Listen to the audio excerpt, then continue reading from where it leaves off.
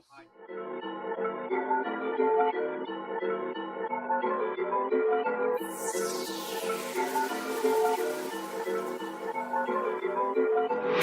I'm back, straight facts, in my bag, straight facts, came to bring the hits, nigga, straight facts, tryna hit the falls list, nigga, straight, yeah, I'm back, straight facts, in my bag, straight facts, came to bring the hits, nigga, straight facts. Man, and we're back with another episode of the Flagrant 2 with X and Lou, your two gracious basketball nerds. I be Lou, that be X. If you haven't done so already, please, for us, hit the subscribe button, the notification bell, so you could be tuned into all of our newest episodes. Hit that like button. It does help out a lot. Goes a long way. Make sure y'all leave a comment. Give y'all takes. Give y'all favorite players. Talk trash. Whatever it is, man. Whatever's y'all pleasure. X-Men. The New York Knicks are out of the playoffs. Who would have thunk it? It's cool, man. It's cool. We didn't get to the breaking news, but Tibbs along with his staff, Papa Brunson, the rest of them guys, they was all relieved of their duties. The Knicks are on their they fired the Pops too. Yeah, they let him go. That's news to me. Damn, I ain't know that one. I knew Tibbs. Tibbs, I expected. Nah, Tibbs was out, but yeah, they let go of Rick Brunson. As a matter of fact, I think they let go of Rick Brunson this morning, or at least they dropped the news this morning. Damn, homie.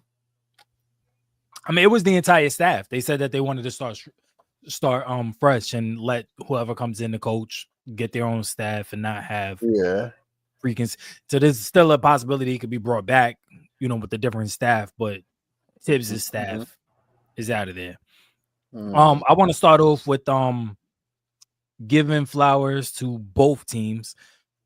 Indiana Pacers, there was the more fresh team. There was the more fresh rotations. There was the more we're gonna get it done, not too big for the moment. We talk about this all the time. You have to lose in order to win. Last year, the Pacers was in the Eastern Conference Finals. They lost to the Boston Celtics. No Boston Celtics this year. They had to get through the Knicks in order to get to the finals. They was in the Eastern Conference Finals last year. They're in the finals this year. Same thing with OKC. OKC, they've been on their way to get to the finals. They've been losing. In order to win, in order to learn how to win, in order to learn what it takes to be a champion, you have to be in that driver's seat. You're going to have to take your lumps. You're going to have to lose. This is what these teams have done. Kudos to both of these teams for being in the finals. I mean, taking lumps, man. I mean, what do we expect with the Knicks? We said what we said. No, well, we said at the beginning of the year, the move for Cat wasn't for this year. We said it was for next. It was for the next couple of seasons. It wasn't for this season. Yeah, this is this was an optimistic look. The Knicks fans was hype, fandom. Like, I didn't expect y'all to even get to the finals. So it's just like when this happens, it's like expect it. But it's just like, if y'all did make it there, it would just be like how we felt about the Pacers. It's a miraculous run going on. Yeah, I agree. Honestly, neither one of those teams you expected to make it there, period. As a realistic Knicks fan, we spoke about it. We spoke about it off camera. I didn't expect the Knicks to get past the Celtics. We spoke about it. Oh, you talk about the playoffs. So I mean, no, but prior to that, we did speak about, the Knicks. This is not their year. Next year, they made this move for next year, not this year. But concerning the playoffs, we spoke about it. I'm not gonna put it out to the world, while it was going on. But we spoke about it. I said I don't see us getting past the Celtics. A healthy Celtics, I think we would have. I can't talk about what ifs, but you know what I'm saying? The way it was trending, a healthy Celtics team could have taken us out. It just is what it is. Any given day, you can win, you can lose, but we spoke about this. Look, hey, look, I was blasting on social talk about a hot take about the Knicks being garbage men when it comes to a team that's actually good, and they went out there and were garbage men against a team that was actually good. Game 6 was it hurt. I was having a little birthday celebration at my house. Everybody was over. You know what I'm saying? We all playing games. It's all fun and games. You know what I'm saying? I'm all in the game. Halftime, we only down 2. We playing hard. We playing good. I'm like, oh, this is a game 7. My birthday wish coming in, and then I was depressed. And then it all went down. They had to hide the bleach. The Pacers did the unexpected. Congrats to the Pacers, man. Super congrats. You gotta give an apology because as everybody thought, I even thought like, and we seen from the past, it's just like, yo, this seems kind of flukish. They always beating unhealthy teams. They got to the Eastern Conference Finals on whatever, but it's just like the other team being unhealthy. Yeah, and the other team being unhealthy just happened. Like this team not still like they did. This team is still a well-oiled machine. Yeah. Overall, all together. Yeah, I agree. I mean, last night showed us that. Yes, this process has shown us that from last year to this year, like you said, everybody took it personal. Shout out to Rick Carlisle. Rick Carlisle is a winning coach. He knows how to win. He's had the Mavs in winning positions for years. They just couldn't get over the San Antonio and the Laker hump. And they finally did. They won the shit. So I mean, shout out to him, man. He knows how to get the most out of his guys. Yeah. And that's the thing. We talk about getting the most out of the guys and firing Tibbs. And I was with firing Tibbs, that was me. Rick Carlisle, when we think about it, his coaching philosophy was calling all the plays at one point in his career. He comes down, the point guard, he's telling the point guard to play this, that, and the third. And this is what we talk about with development, and not just developing players, but you also got to develop as a coach. Because he even goes out there and he sits there and they ask him about Halliburton taking the 3. He's like, yo, if that's what he do, he earned his right to take and make those shots. Yeah. And we're gonna let him do that. And that's a growing pain and understanding that the game is different, and he just got to flow with it and move with it and allow your best player to be your best player. Yep. And just understanding and just growing up as a coach. And that's what he's develop while this era has changed everything. You got to change with it and understand what you got and how they're moving. So I think that's the reason why Carlisle's a guy who you sit there and think of as being a fantastic coach, as opposed to other older coaches who still stuck in their ways. Yeah. And hasn't changed with the times. So shout out to Carlisle too. I'm not mad at the Tibbs firing. I do feel that Tibbs created a culture, and usually when a coach and the players buy into that culture ends up staying, even when the coach is now gone. Now, when a new coach comes, he may, try to install his own type of culture, or seeing that the culture that's already been built and where these guys are at, you build upon that culture. And depending on who they bring in, it can either be an uplifting way to build upon the culture that the Knicks have built. They built a hard-nosed culture. They're going to play you hard. They're going to play 48 minutes. You know what I'm saying? If you get a coach that could come in and build upon that culture, I think that'd be good for them, because they've already established their identity. Now they need to establish the things that come with the identity that I don't feel like Tibbs fully established. You could play your main guys, 37 to 42 minutes a game, but what does that leave the development or the readiness for the guys that you need to be role players to come off the bench and fulfill their roles. It's cool. We have 5 stars. That's all fine and dandy. But with those 5 stars, there has to be 5 willing and participating role players that could come in at any given time and give you quality minutes, whether it be a bucket here, whether it be a defensive stop, whether it be the hustle play, whether it be the rah-rah, what we always signify that you always have to have that one rah-rah guy off the bench. The Knicks don't have that. They have their 5 stars, then they have 2 or 3 guys that could come in off the bench and give you maybe, give or take on the night, quality minutes. Now, had it been throughout the season, you're playing these guys, your stars, 32, 35 minutes, and you're giving these other guys, anywhere between 15 to 20 minutes, depending on who is coming in for the substitutions and stuff. You're giving these other guys a chance to not only get in rhythm throughout the season to be ready for this moment in the playoffs, but also you're giving them confidence. You're saying, hey, I'm putting you in a position right now, even though this position may ultimately lose us this regular season game, but hey, we're not thinking about the regular season. We're thinking about the postseason. And in thinking about the postseason, I'm getting you guys ready. And getting you ready for the moment means taking your lumps early in order to be successful later. Tibbs has never been that type of coach where he's done that.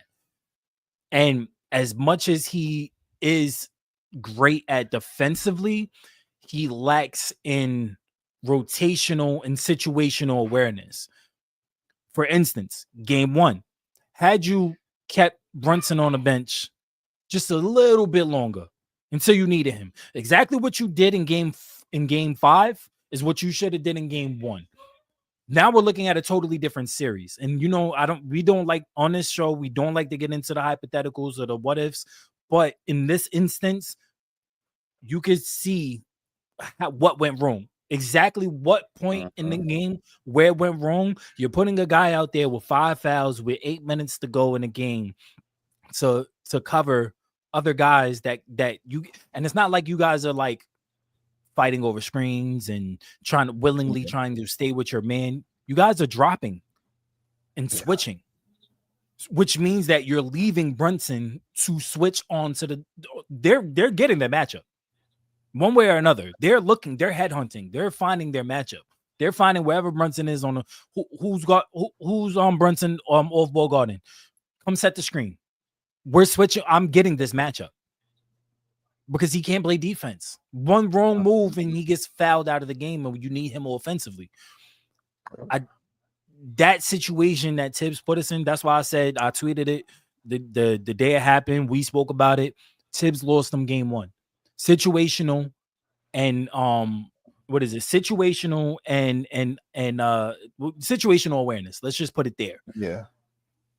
But if I'm going to pick anybody who's going to come in and immediately make an impact and have that Mark Jackson to Steve Kerr or Rick Carlisle to Jason Kidd, or that coaching step that's going to ascend them into a better contender, my pick would be Johnny Bryant. I think Johnny Bryant, what he's done with Cleveland, being under the tutelage and the defensive mind of Tibbs, but then going to Cleveland and learning in that system and being there and incorporating their offensive game plan, because a lot of what Cleveland does well, the Knicks can do. And maybe even better, because I think that they have better wings and better personnel to do what Cleveland does. And I think Johnny Bryant would be my personal best pick to come in, immediately make an impact. But there's other things that the Knicks need to do in order to get to the next step, and that's evaluating their bench and in trying to see what meshes with what they do when it comes to those rotational substitutions, because you want to leave certain guys out, you want to stagger your minutes, but you need the bench to be able to do that. You know what I'm saying? And not a lot of teams could do that. I think Boston does that well. Cleveland, obviously, the Pacers do that well. OKC does that well. The teams that went far this season do that well. I think Minnesota didn't have the frameware or didn't look at it personnel wise in order to do that. But I think going into next season, if Minnesota could get a viable one who can create for himself and also create for others, a bona fide point guard where the ball is not sticking in Ant's hand and Ant works on the mid-range, which also we talked about, Minnesota's going to be a threat next year too. But staying with the Knicks, give me Johnny Bryant, bro. I hear that. I'm glad you got a candidate in mind. And you got to think about it. Your candidate is kind of parallel to, you even kind of said it and how I feel about this situation. Is this a Mark Jackson and Steve Kerr situation? It depends. It depends on who you hire.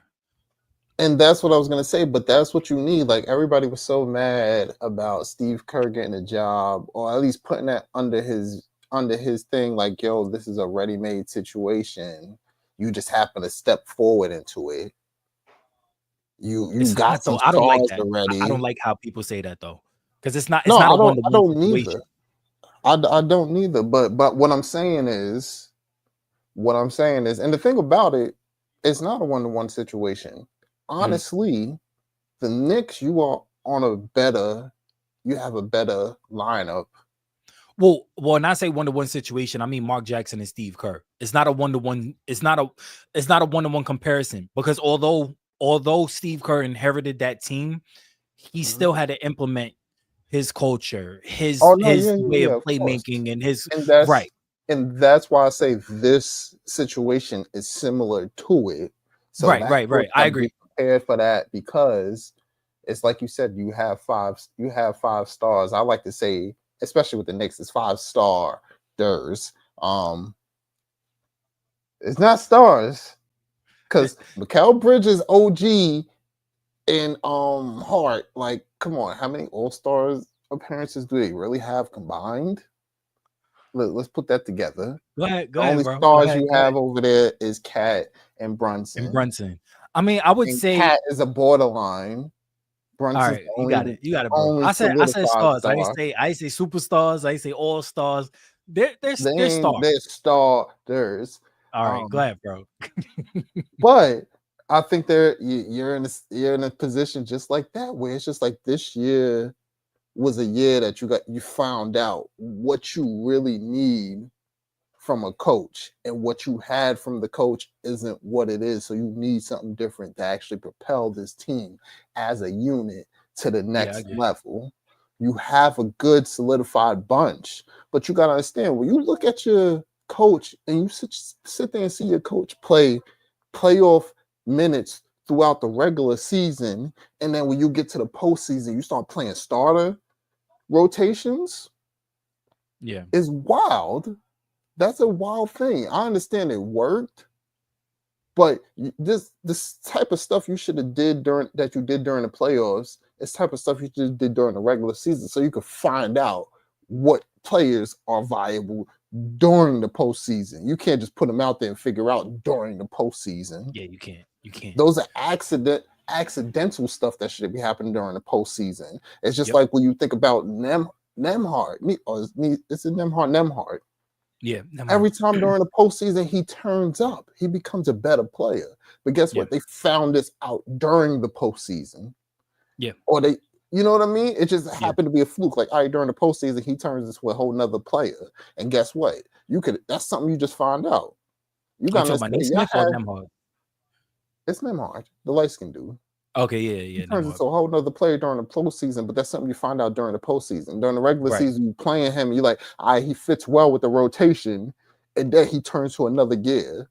Yeah. That's like something you got to think about. That's like, kind of like McBride did for y'all in like 2-3 games. Yeah.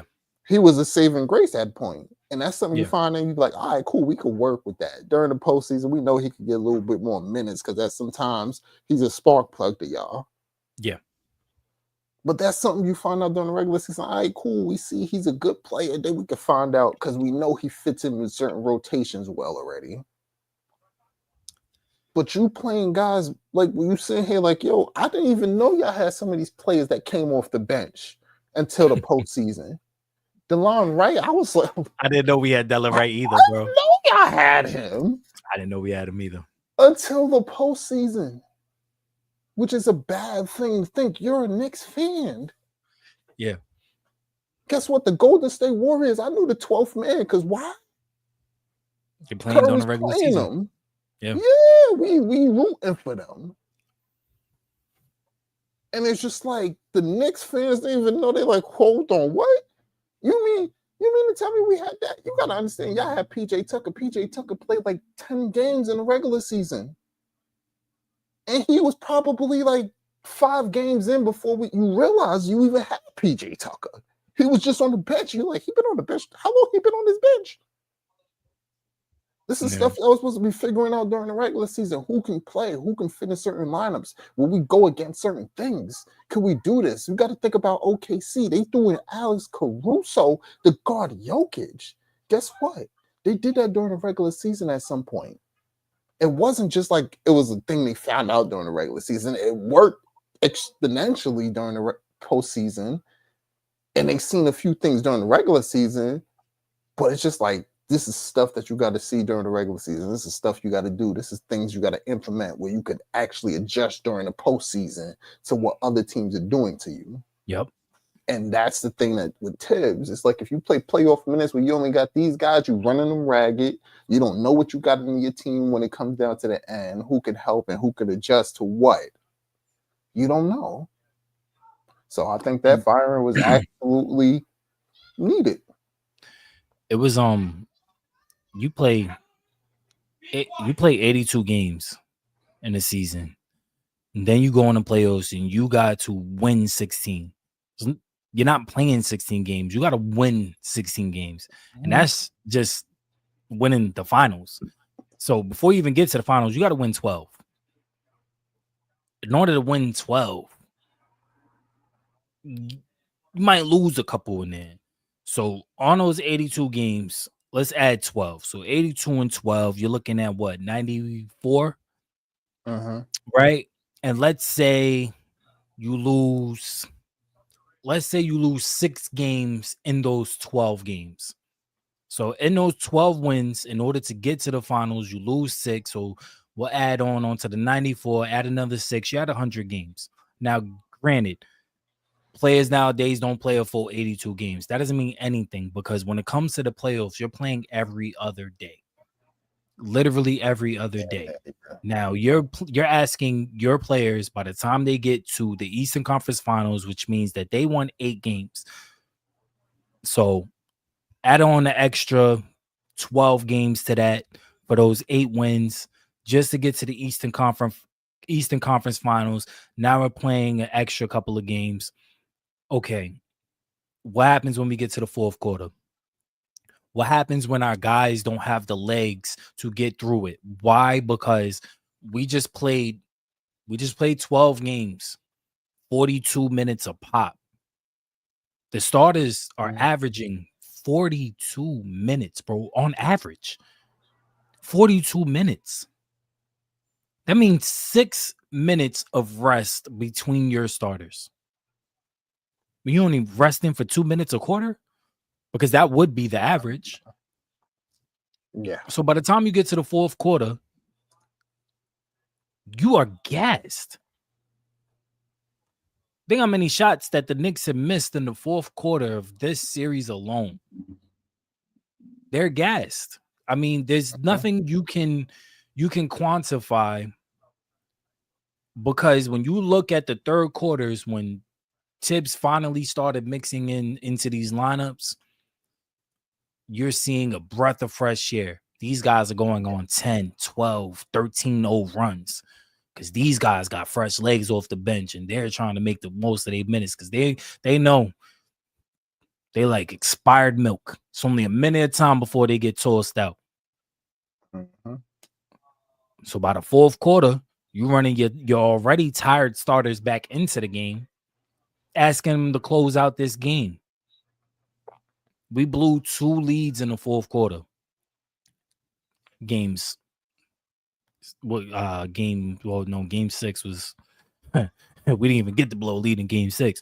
But game 2, we lost our lead in the fourth quarter. Game 3, we lost our lead in the fourth quarter. You can't do that, bro. Just can't do it. It's just you lose confidence. The players lose trust in you that you can figure this out when we're down. Because at the end of the day, yeah, it's up for the players to go out there and play, but it's up for the coach to coach you up. It's up for the coach to draw up the X's and O's, put you in the right position. That's the coach's job. Hey, you look tired out there. I know you don't want to come out the game. I don't care. Sit down. Get some Gatorade. Get some relax. Yo, get in the game. Yeah. Stay in the game until I know he's good to go. Oh, we're up? Why am I subbing in my stars? Why? When they start chipping away at this lead, okay, nah. Hey, get back in the game. Nah, stop the bleeding. That's what you do as a coach. You gotta. We talk about situational awareness. These situations that we've been in, you're not aware to. Yeah. And this is on the coach. This is on Tibbs. And I'm sorry. It's like I see it both ways. Like I know that there's people that's upset that Tibbs is fired. I know that people that's celebrating Tibbs is fired. Me, I'm in the middle. I get both sides. Yeah, you could keep him for another year. Cool. You keep him for another year. Let's say we get back to the ECF. With Tibbs there, the way that we're playing right now, there's no way I could righteously in my heart say, even if we make the finals, we're going to win. Yeah. You can't, because by the time you get to the finals, the way that he's going, they're going to be tired. You don't want to be tired during the biggest games of your life, trying to win a ship. Nah, bro. Nah. Yeah. Okay. So we bring in somebody else. New voice, new perspective, maybe a younger guy who understands the ins and outs, maybe has fresh looks on X's and O's, maybe that could get the ball from stop sticking, move the ball around. You look at the way that Cleveland plays, Johnny Bryant has a lot of DNA in what they do. And you can't tell me that the Knicks starting 5 and Cleveland starting 5, that knowing how they move on offense, if the Knicks do that, they can't kill teams. They can. Yeah, we shall see. Hopefully. I mean, I'm hoping. I don't want Mike Malone. Have somebody in mind already. No, because Mike Malone suffers from the same type of situation. Mike Malone is he's along the same lines of Tibbs. I'm not. Yeah. I need somebody that's gonna come in with a fresh outlook, with the renewed vigor for rotations, understanding the guys that you have out there, because part of being a coach is understanding your personnel. Yeah, that's part of being a coach. Sitting with the GMs, like, hey, maybe we should go after this guy. Maybe we should draft this guy. Hey, maybe we should look into trading for this guy, or maybe we should sign this guy in free agency because I feel like he'd be a really good fit. Yeah. That's part of being a coach, understanding the personnel, and then once you understand your personnel, now it's understanding how can I make it work situationally. Yeah, we sucks, man. Makes higher shortly because the season, the off season is right around the corner, so they gotta have somebody in line. When they fired him, they had somebody ready. So, like I said, I'm hoping it's Johnny Bryant. I do not want these 3 coaches. I do not want Kenny Atkinson. I do not want Mike Malone, and I absolutely do not want Mike Budenholzer. I would take Atkinson though. Budenholzer and Mike Malone, I don't think so. Atkinson. Kenny Atkinson is like on my. He's outside of my short list. Like if I had a top 5, Johnny Bryant would be number 1. Number 2, surprisingly, but I doubt we could ever pry her from Las Vegas, it will be Becky Harmon. 3 would be what's his face? The Ime's assistant in Houston. I forget his name. No, yeah, I don't know no assistants. Yeah, and then the other assistant in Boston. And then I get to Kenny Atkinson. But I absolutely if we hire Mike Malone, bring Tibbs back too. What are we doing? I do not want Mike Malone. Mike Malone is along those same way of thinking. Play your starters, these outstanding minutes, absolutely garbage with rotations. Not understanding the guys that you got out there or your superstar and not utilizing him correctly. I'm good. And Mike Budenholzer, nah, man. I'm good.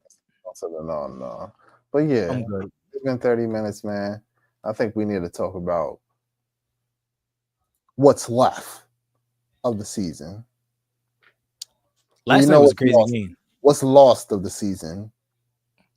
Last night was a crazy game. I ain't gonna lie to you. But I'm sitting here like, oh, this game is over. Thunder them blew them out. Bro, and you know it's the thing, like, I guess we should have did the episode because I was always my thing and my I mean, that's why I hit you yesterday. I was thinking like maybe we should do it right before game 1. Yeah. Get all of that shit out. I'll be tired already, bro. I'll be tired. You know, I'll be working. And my thinking and understanding was game 1, the Pacers' pace is always going to be something that the teams have to adjust to. This game, the Pacers had to adjust to the Thunder. 19 turnovers in the first half is absolutely no way for the Pacers to play. That's disgusting. Period. Yeah. But I always feel the Pacers have a chance to win game 1. And I think this series was one of them. I was really confident. I was like, I still at my end of the day, I got OKC in 5, 6 the max. But I felt this game 1 was one that the Pacers could take. Was I confident in that pick during the first half of the game? Oh, hell no. To the no. I was not. They looked absolutely disheveled. The OKC had them out of sorts. I thought Toppin was going to be the absolute. He wasn't even going to touch the court in the second half the way he was playing in that first half. But I'm glad to see that they had a bounce back. And it was just a lot of, I think it was a lot on the big 3 of OKC. And not the big 1, because Shea came out and did what he was supposed to do. But we got to be looking at Jalen Williams, my guy, and Chet as the reasons why OKC lost this, because forcing 19 turnovers and still only being up by like 12 points in the first half is bananas. You should be up. That's a game you're supposed to be up at least 30 points. That's what I expected. At one point of this game, you should have been up at least 30 points. Yeah. But they never took advantage of those turnovers. Nope. I looked at I was streaming last night. I was streaming with some moms last night. I don't know what game that was. I seen. Yeah, so I'm streaming. I'm like, oh, I'm looking at it because you know, I put my picks in and everything. I had my FanDuel up. You know what I'm saying? We good. Mm-hmm. Everything on my FanDuel hit except one. I had OKC winning by 16. Yeah. OKC was up by like, I think when I checked, OKC was up by like 16. I'm like, oh, we good. You know what I'm saying? I'm getting my little $600. You know what I'm saying? I'm chilling. You know what I'm saying? I think they were up 15 points with 10 minutes left. Yeah. When I checked, it was the fourth quarter. It was like 9 minutes left in the quarter. They was up at like 16. I'm like, oh yeah, I'm about to get my 600. Yeah, I'm cool. You know what I'm saying? I'm chilling. So we get deep into the game, you know, I'm gaming and stuff like that, you know, I'm locked in, you know what I'm saying? Get a text. Yo, turn on the game. Nah, why I turn on a blowout, bro? It's like, oh, it's not a blowout. It's not a blowout. It's a show out. I ignored it, right? On the stream, my bro goes, Indiana just won. I suck my teeth so hard, pause. I'm like, nah. Nah, he's like, yo, bro, they literally just won by 1 point. I'm like, you're lying, bro. I pull up Bleacher Report, 111, 110, or something like that. Some crazy like that. I'm like, nah. Now I'm watching the highlights. How do you blow that? How do you blow? And like we were saying before, I got to give kudos to the Pacers. Can't count them out. They're a relentless team. They play with pace. They play to their speed, and they make you adjust. I felt coming into the series that OKC is probably the only team in the league that could play at that pace and outscore anybody. But the thing is, in order to play at that pace, you have to outscore everybody. Yeah. When you don't put a hurt dog down, that hurt dog is going to come, get stronger, build itself up, and bite you. And that's exactly what happened last night. Now, I had OKC winning in 5. It might be a series. And we always say it's not a series until the home team loses. Home team loses game 1. It's a series.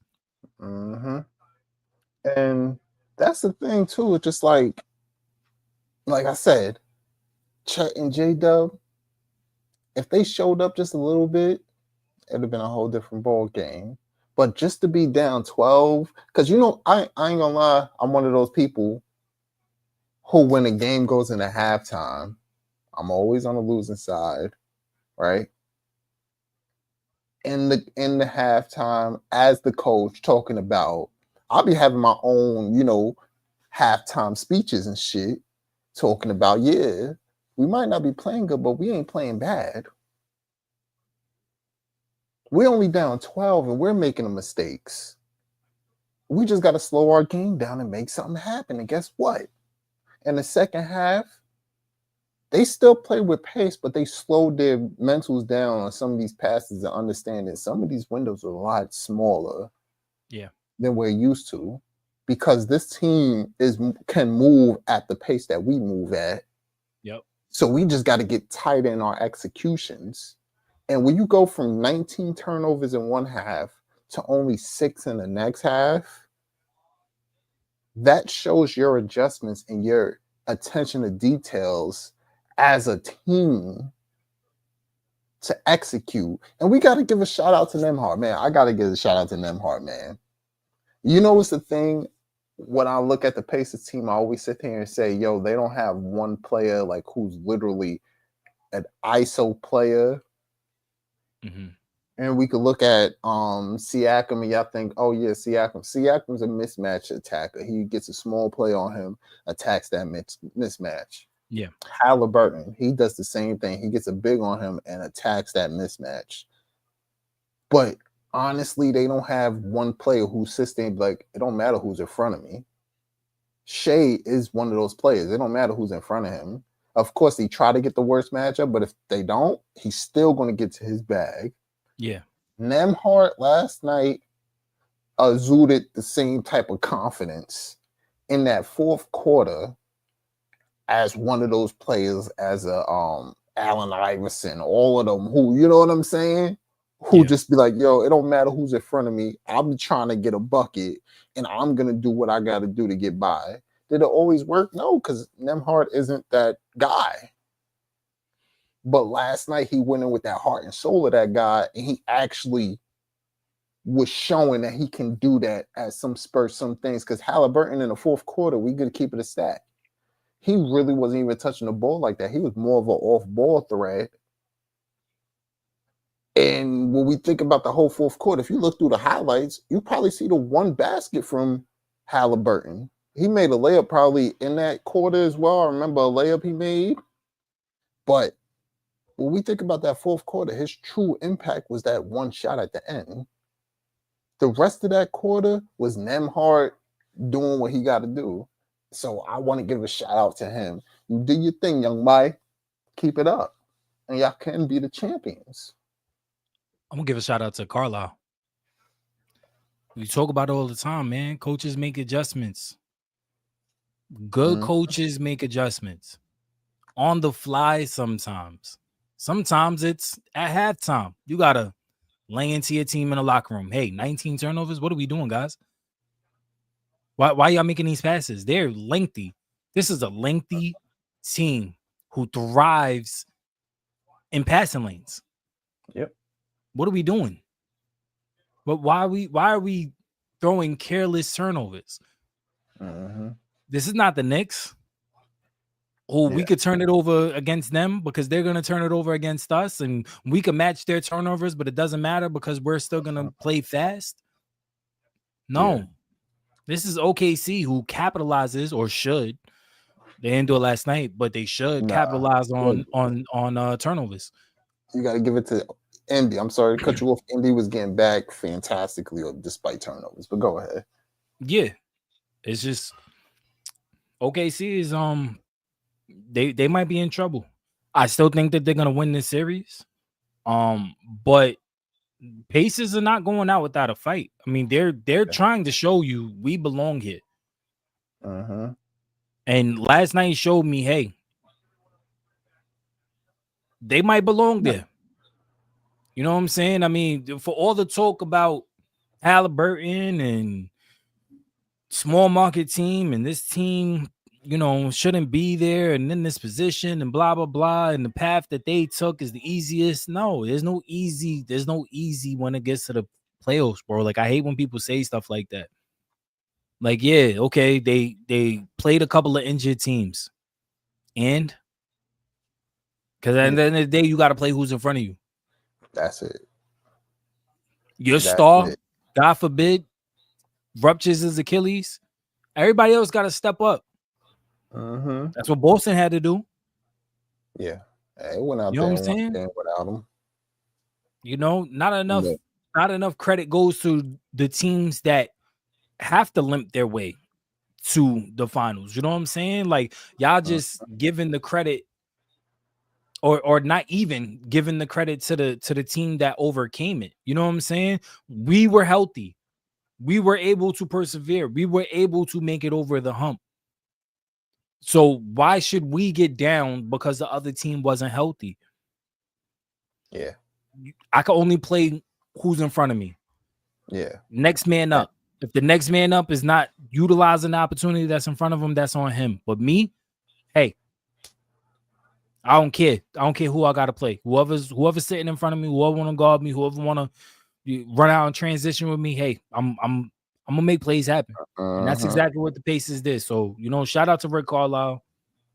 He terrific coach, man. Terrific coaching throughout this entire postseason.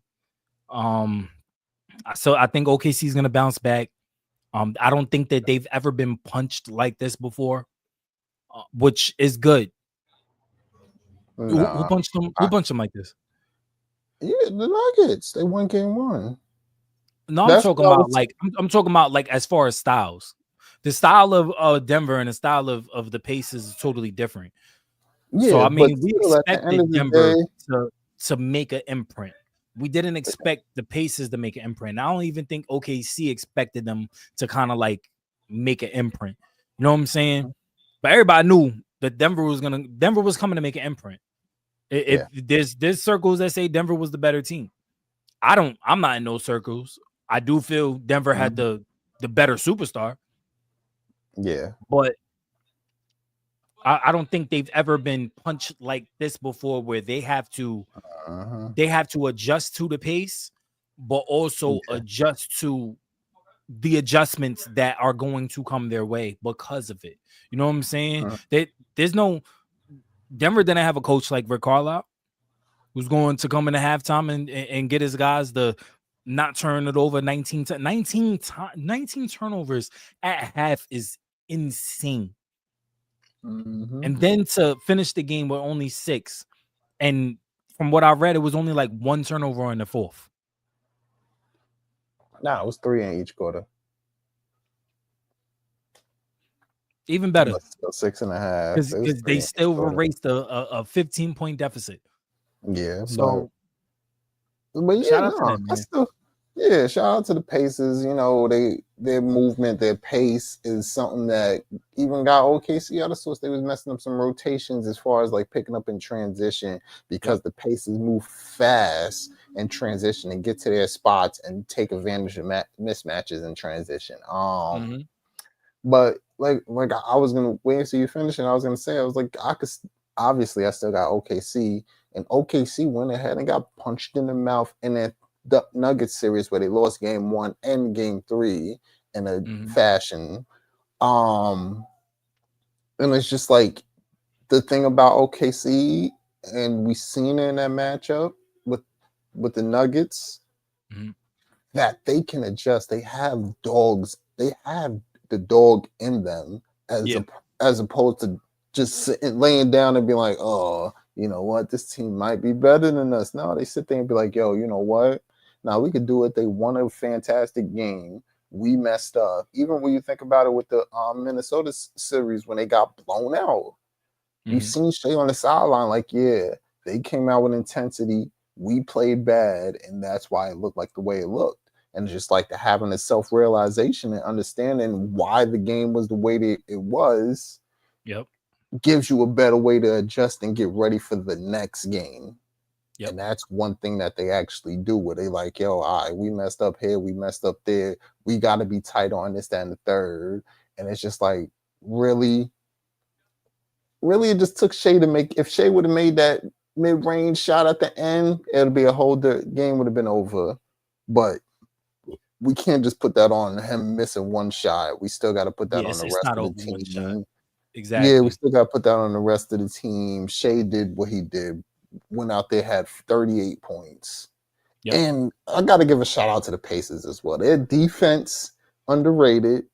And Shea only took 9 free throws. A lot of his shots was him actually taking shots. And he had like 1 free throw through 3 quarters. Yeah, those, and that's what I was just gonna say. Those free throws was all in like reaching fouls where they were in the bonus. It wasn't like fouls, shooting fouls where Shea drew these fouls, and Shea was making fantastic shots, and that's the shot making of Shea is fantastic. Like they all call him a free throw merchant, but if you look at this game, he went ahead and had 38 points with 9 free throws. So he went ahead and scored 29 points without free throws, 30 points. And yes, was he trying to draw some fouls? Of course. You get body contact, you try to draw him, but guess what? He was making the same shots that he would make with those fouls, without the fouls. So it's just like we got to give Shea a shout out because, you know, you still went out there and showed that you could still get your basket. You could be aggressive. You came out uber aggressive, and it just was on. And it's just like it's a team thing, but I always put it on. You always find a fault in some way, somehow. And it's just like it just came up to the other two, Jalen Williams and Chet, being able to show up in this game, which they didn't. Jalen Williams has been real inconsistent this postseason. It's like he plays extremely well one game. The next game, he's kind of aloof a little bit. If that was one of those games, I expect a bigger game from him game 2, which has been the pattern. But I mean, I don't know. I still have we both have OKC winning the series. I had it in 5. It might be in 6. But I mean, I didn't think it was gonna be that good of a series, and last night showed me, this just might be a good series. No, I thought it was gonna be good of a series because you're still going against number 1 at each category, number 1 defense, number 1 offense. We were bound to have something crazy happen. Yeah, and this was one of the crazies. You know, just like Pacers style. Game 1, we're gonna get off to the crazy. I'm not mad at that, man. Got off to the crazy. Shout out to both teams. We will be back. What is it? Game 2 is tomorrow, I believe. I'm not mistaken, but we will be back next week. You let me know. I'm gonna try to. Well, we'll discuss it. I'm gonna try to fit in a episode here in between these games. Maybe probably we could do that. before game 3 or something like that. You know, when they switch courts. Let me see. I'm gonna look right now. They should have some days in between the travel time. Yeah, because I believe the next game is probably gonna be the Wednesday, if I'm not mistaken.